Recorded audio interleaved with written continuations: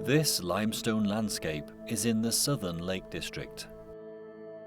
The limestone pavement shown here is what was once the seabed and is composed of skeletal fragments of marine organisms, such as coral, algae, shellfish, and mollusks from an ancient sea. 230 million years ago, the Lake District was covered by a shallow tropical marine sea, and the UK was located near to what is the equator today. Here, at Whitbarrow Scar, the limestone is mixed with volcanic rock formed from ash and magma, thrown out in eruptions many millions of years ago. Limestone today has many uses in building materials, concrete, paints, toothpaste, and decorative rocks for gardens.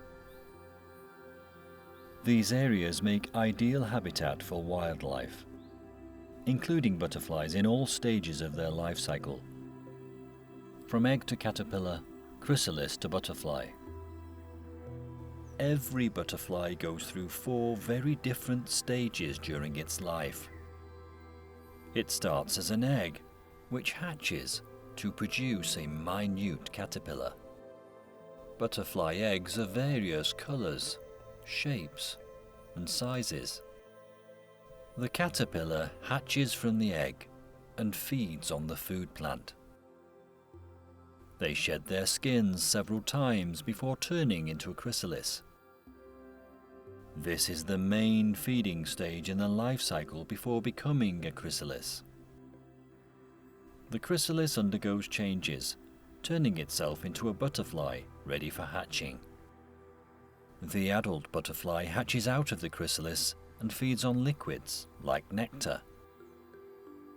This wood-white butterfly is about to hatch. The process takes about 30 minutes, here shown 8 times faster than normal.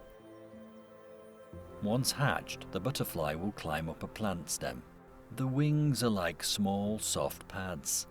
Blood is pumped into them to enlarge them, and after another 30 minutes to an hour, the wings are ready for flight. This is a dangerous time for any butterfly, and many are eaten by birds or other insects like spiders. Once hatched, the new butterfly is now ready to find a mate, patrolling the area where the food plant is found and an available nectar source. Before dying, female adults lay many eggs to begin a new generation of butterflies. Some species take a whole year to complete this cycle. Others fit in 2, 3, or even 4 generations between spring and autumn. The How in Cumbria is a small nature reserve, just off the A590 a mile past the village of Witherslack. This reserve supports a small colony of Duke of Burgundy, a tiny butterfly with a wingspan of only about 29 millimeters, living in small colonies in the north and several in the south of England. This butterfly is now quite rare. There are plenty of primulas for the caterpillars and lily of the valley for the adult to feed on throughout the area.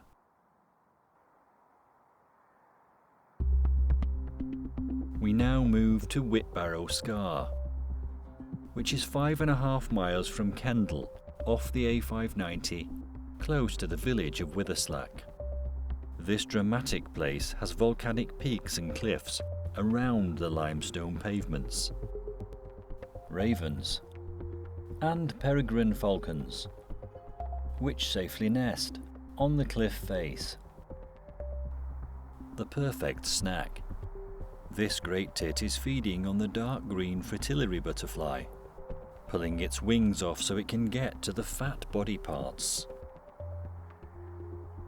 Maybe this fat grasshopper will be next. The dark green fritillary gets its name from the green patches on the underside of the hind wing. Once common on coastal cliffs, it is now localized into small colonies around Britain. As with other species, this butterfly's numbers have fallen over the last 10 years. This may be because of over-farming, with no wild flowers on the borders of each field, and no flower highways for the butterflies to travel along. This limits the range for butterflies to set up new colonies in different areas. 100 yards from our filming site, we see this nest box with a family of nuthatches. The parents are busy feeding their young, with maybe the odd caterpillar for lunch.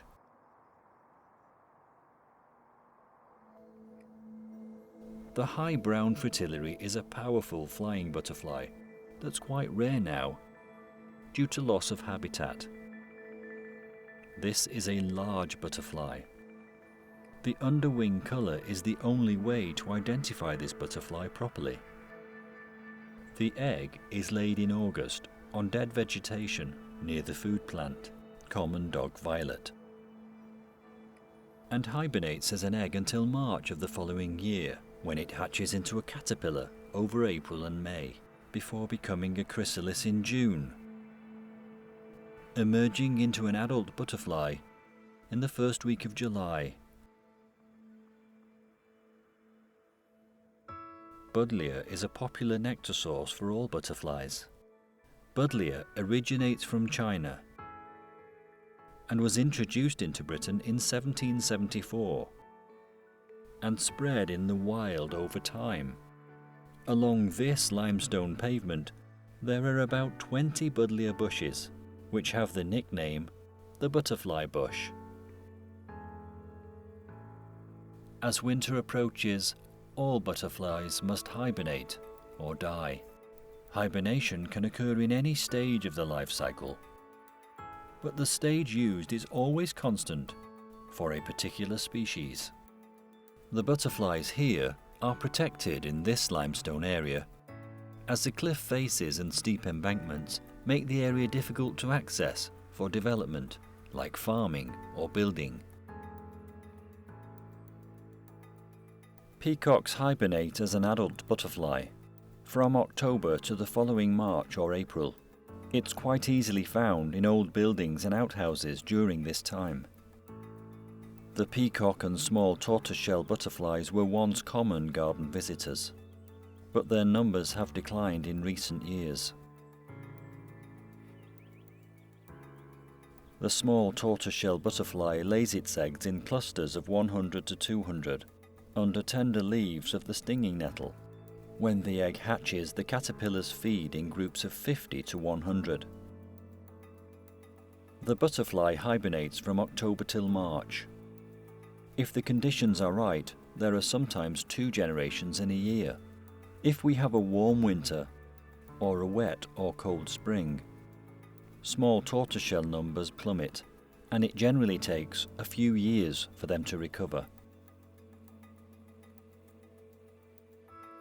This strange-looking butterfly is called the comma, and is named for the white mark on the underwing, which resembles the letter C. This butterfly nearly died out in Britain in 1910, but has since recovered in the south, but remains rarer in the north. The comma is our only butterfly with really jagged edges to its wings. This one hibernates as a butterfly. The red admiral is a migratory butterfly, coming from the Mediterranean in spring to late summer. The red admiral does not normally survive the British winter, and those that do not return to warmer climates before the winter sets in usually die.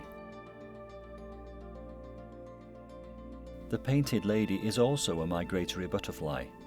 They originate from North Africa, where numbers build up in their thousands and fly over 2,000 miles to reach the UK. They fly early in the morning and late afternoon, even on cloudy days. The painted lady is found all over the globe. This beautiful butterfly can be seen from the end of April through to October. Like all migrant butterflies, it's all about the weather. Butterflies don't like it when it's wet, windy, or cold. Hutton Roof Crags is a site of special scientific interest and is part of the Morecambe Bay Pavement Special Area of Conservation. Hutton Roof Crags is a hill in the southeastern part of Cumbria, near the village of Hutton Roof.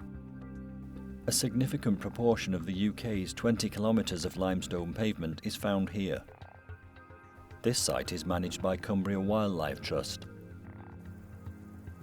This is a yellowhammer. They generally eat seeds, but in the breeding season they also eat caterpillars and other insects, with the biggest threat to their habitat being pesticides. This is the main factor driving their decline. The small pearl-bordered fritillary is one of the most common fritillaries and is well distributed throughout the Scottish mainland.